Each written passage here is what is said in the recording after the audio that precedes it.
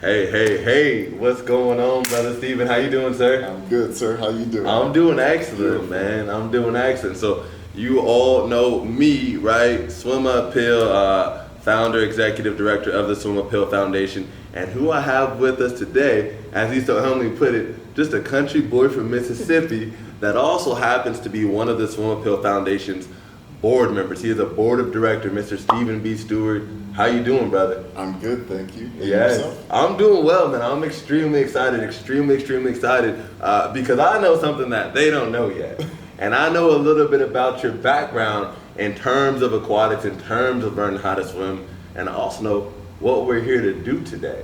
And we're here to learn how to swim.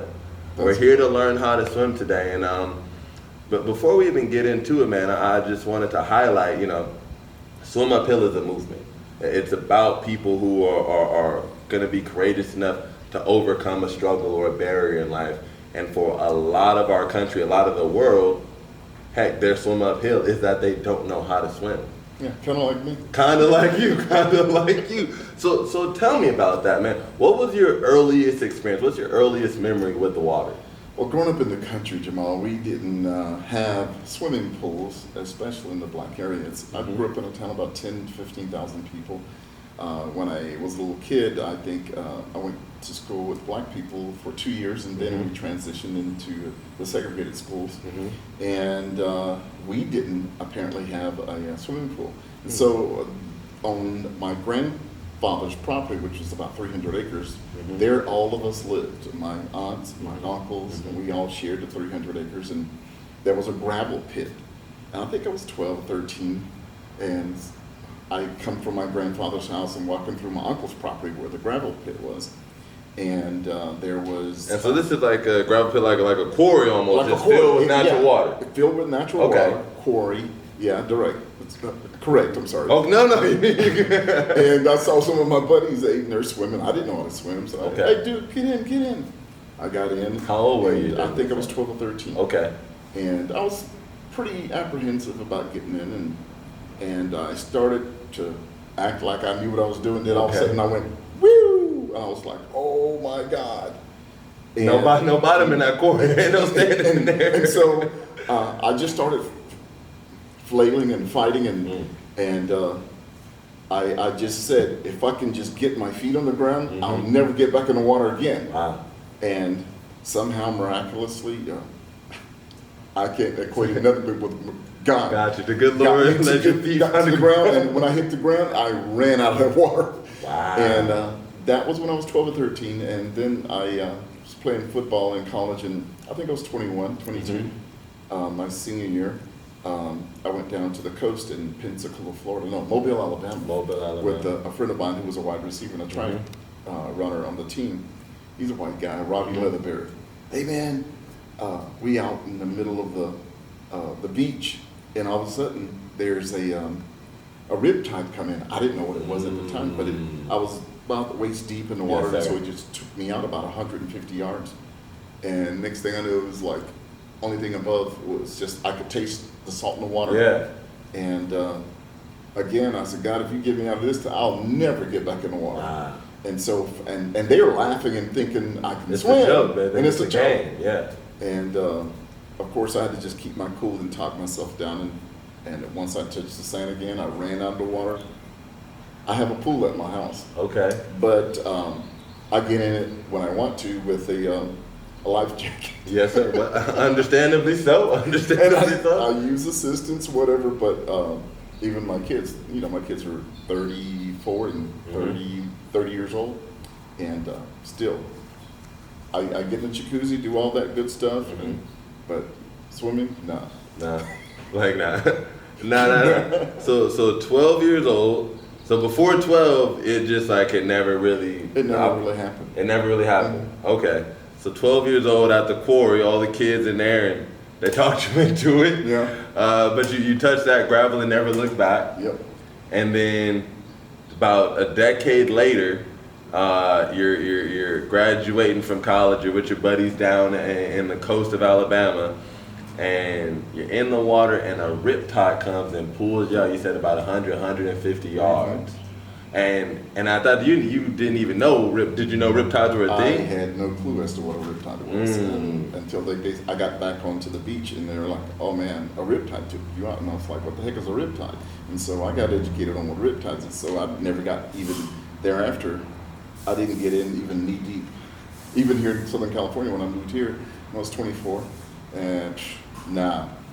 Wow. I've been all over the place. Maui, been to all the Caribbean islands and the Canary Islands over in Morocco. Beautiful beaches, black sand beaches in the Tenerife, Canary Islands. Man, I'm kicking it. You're just kicking it on the beach. You got your feet up, you're kicking it on the beach. I'm just relaxing, man. Wow. Learn to enjoy the environment without getting in the water. Yes, sir. Yeah. Well, real quick, because I just need to wrap my mind around this, because actually this is so important, even just the education aspect.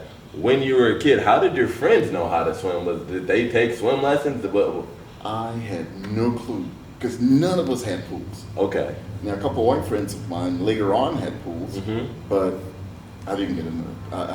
I just did. They didn't pressure me to get in, and I didn't volunteer to get in. Yeah. So they jumping all over the place, swinging from trees and ropes and stuff. I'm like, whatever, man. They knew I didn't swim and I was an athlete, so basically they didn't mess with me. They didn't bother me in a regard. They knew. This guy can handle his own. This just isn't his environment here. Yeah, exactly. Wow. And so and obviously, like, when I say neighborhood, I'm talking about miles of land here. Exactly. Again, just help me wrap my mind around this. Like, even some of your best buddies, they were in that quarry swimming. Was it just? I don't know who taught them. You don't know who? And they look just like me. Yeah. But I don't know who taught them. Okay. So, did your parents swim? No. My mother never even drove a car. Really? Yeah. She just.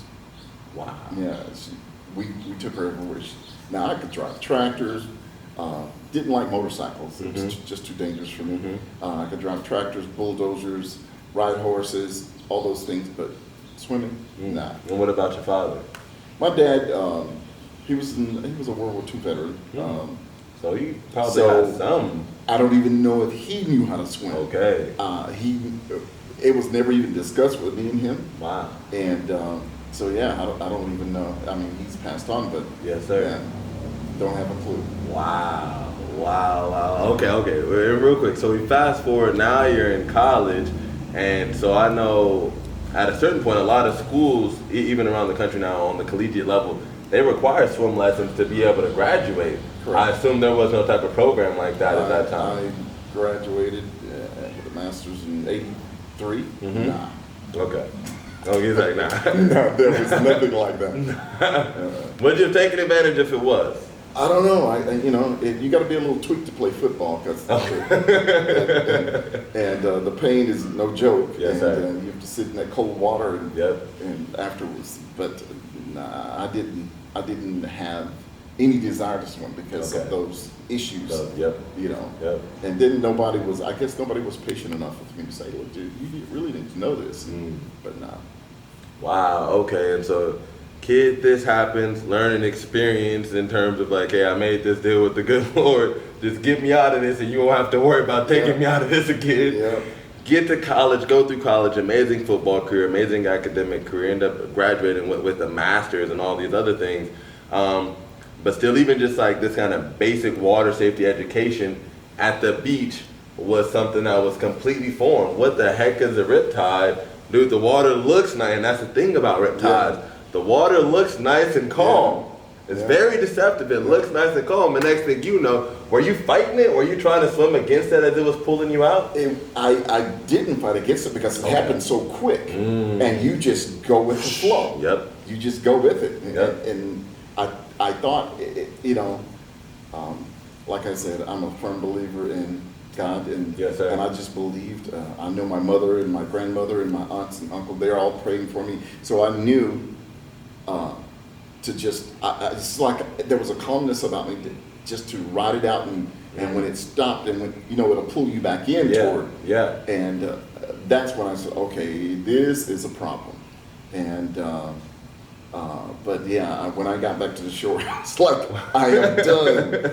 And but I allowed my kids. My wife knew how to swim, but my kids, I put them in swimming really early. And like how old? Yeah, they were less than 6. Less than 6? Yeah. Okay, yeah. It's like, Yeah. just like my mom, similar. Well, she didn't exactly have those experiences per se, but a very athletic young woman. She had 3 older brothers and 1 younger sister. Mm-hmm. The older brothers all learned how to swim, and then she's growing up in Compton here, right? The older brothers learned how to swim, but her and her younger sister, they weren't allowed to learn how to swim. Yeah. Because, well, they actually weren't allowed by my grandma. Mm-hmm. Because she was a single mom, you know, literally working 3 jobs to support them, and she was concerned about the girls' safety in terms of like the sexual nature, right? Yeah, There's nobody definitely. there to monitor and make sure that. So she never learned how to swim properly. Extremely athletic though, so she thought she could swim. And I'll never forget the story. She said she was in high school, and they're swimming around. You know, again, athletic. She knows how to just stay moving. She's good. The ball that they're playing with goes flying into the deep end. She swims over to get the ball, picks it up, tosses it back, but now she's going from this horizontal position and movement to completely vertical. And that's when she realized that she did not know how to swim. That's when it happens. That's when it happens. When you go vertical. And so she's floundering about. And again, everyone's seen her swimming. Like, oh, Sandy's just playing. She's just playing. Eventually somebody jumps in, tries to save her. She nearly drowns this poor kid, enough at least to where she can get back to horizontal, done with the water. When I'm born, she has me and mommy and me from day one, and it wasn't until about maybe, I don't know, now it might be 7 to 8 years now, I actually taught her how to swim. Wow. I was lifeguarding in East LA. And you know how I know you got your kids, man. So mom just wants to spend time at this point. I'm out the house a lot more, Yeah. so she's coming by the pool while I'm working, and I'm literally just coaching her through this swim lessons from the tower as I overlook the pool. And the amount of trust obviously allowed her to make forward, but now she can swim. Awesome. And yeah, man, she enjoyed it so much that in 2019 she brought about. It might have been 12 black women all over the age of 60 to come and learn how to swim with me, That's which is like, cool. dude, it's a rare demographic to get. That's a rare demographic to get in the water if they never been in the water. Yeah, better late than never. Better late than never, man. To this day, I still get the phone call, Jamal, I'm still waiting to get back in that water, boy. You always gone now, you're too big now. Like, no, you got it. You can swim. Like, let's move forward. But that's actually really, really powerful. So as your kids were learning how to swim, and I obviously had the skill, again, you guys are living in Southern California, I imagine you 100% were probably the one to teach them about riptides at the beach or something like that. Well, basically, I've mentioned it to them, but they're pretty good to where they can take care of themselves in the water, and so, yeah. For me, I mean, going through a career of 35 years in law enforcement, all the dangers that it presents, and I'm thinking, man, are you kidding me? You're afraid to get in the water again? And so, coming to the end of my career, I said, I need to know. Yes, sir. And plus, I got a pool at the house. And then I'm looking at farms in Mississippi, and they got ponds out there, and some of them are 30 acres and 20-acre lakes. Sir. What if I get on a boat? Now, I'll get on a boat and go fishing and with the life. As long as you got your vest on, water safety.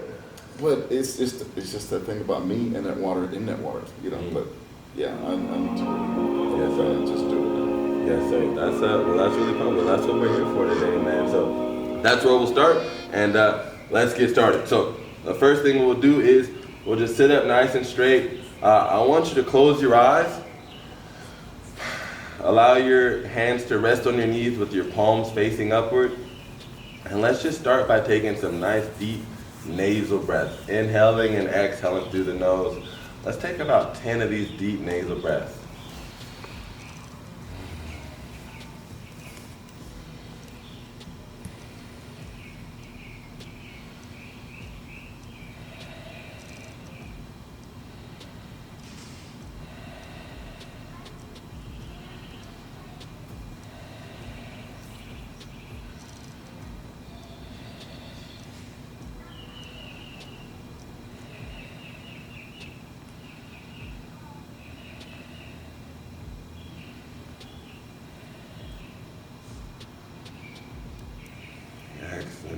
continue to keep your eyes closed.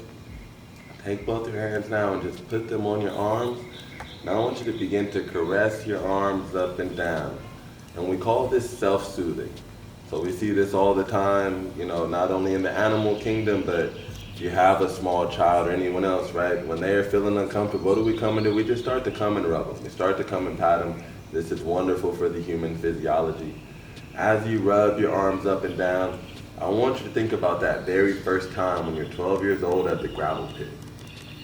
Your buddies are in, they're coaxing you in, and you've decided to go into the water. As you think about that on a scale of 1 to 10, 10 being the highest, what stress level does that put you at?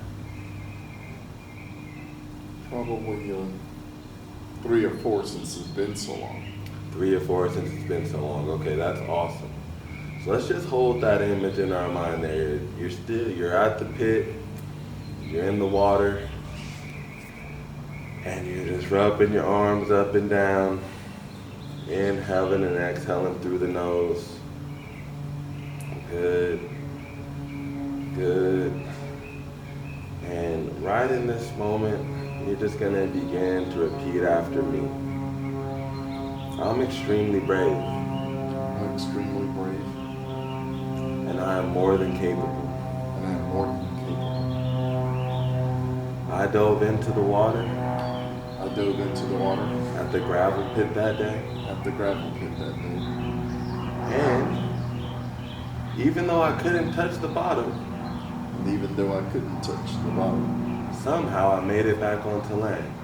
Somehow I made it back onto land. I'm grateful for that. I'm grateful for that. I'm grateful for that. I'm grateful for that. Continue to soothe those arms up and down. Inhaling, exhaling through your nose nice and calmly. And just building some appreciation around that moment. And once again, you're going to repeat after me. It may not have been pretty. It may not have been pretty. But I swam back to the ground. But I swam back to the ground. It may not have been pretty. It may not have been pretty. But I swam back to the ground. But I swam back to the ground. Even when I couldn't touch the bottom. Even when I couldn't touch the bottom. I didn't sink. I didn't sink. Even though I thought I couldn't swim. Even though I thought I couldn't swim. I didn't drown. I didn't drown. I made it back to the land. I made it back to land.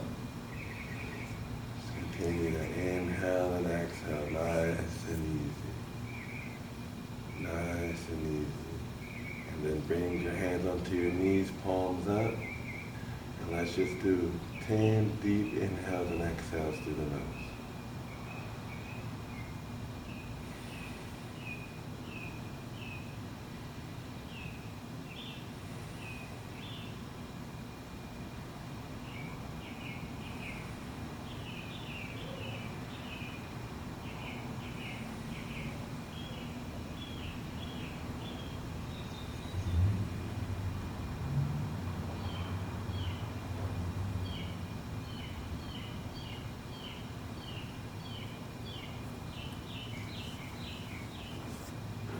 Excellent.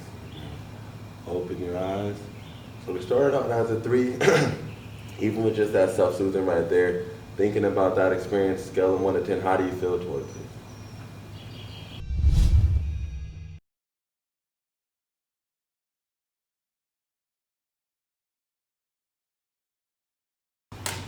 Probably 2-1. 2 or 1? Okay, excellent. So that's the swim uphill setting sail there. Swim uphill is setting sail. That's absolutely excellent. So the second exercise, that's soothing, okay? And again, that relies heavily on just well-researched human physiology, the power of the touch. So we can do that like this. We can do that caressing our hands. It brings us back into that childhood state of being with mom. Something's wrong.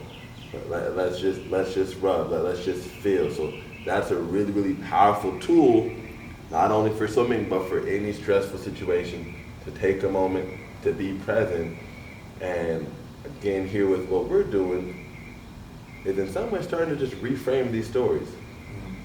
Because you were in that water.